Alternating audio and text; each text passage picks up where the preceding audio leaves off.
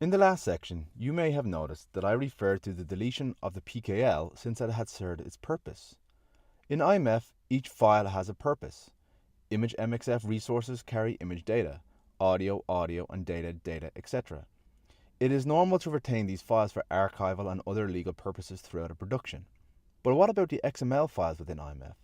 Let's take a look. XML files in IMF, with the caveat of not being referenced by the CPL or sidecar composition map. In other words, only the XML documents defined by the 2067 suite can be categorized in the following manner. In your mind, it is best to view the XML files within an IMP in two categories. The first being control.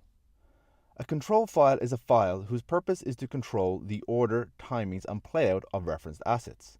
They should always be retained throughout the course of a production, as they will be required for troubleshooting, reference, and version control throughout the versioning process. The second being system files, which are files that are interpreted and used by systems to process the data associated with them. Unlike control files, system files can be treated as redundant once their purpose has been served. For example, with the asset map and PKL, once the package has been ingested and verified, these files could be deleted as they are no longer needed because the information which they contain will have been processed and registered by the system upon ingest, and as such should be referenced via said system from that point onwards and not the accompanying system files. Whereby the composition with one or more of its referenced assets need to be sent onwards once more, the system should generate a new PKL and asset map specific to the requirements of that delivery.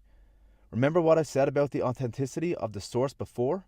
Well, this methodology also aids in accountable transmission through traceability of each location to which an asset has been processed. This same philosophy can also be applicable to the sidecar composition map, as once the sidecar files occupy their new home post-ingest, their relationship to the composition is now acknowledged via the system and not the SCM file. The OPL2 also serves as a processing purpose by being the mechanism to bridge a composition to an encoding engine.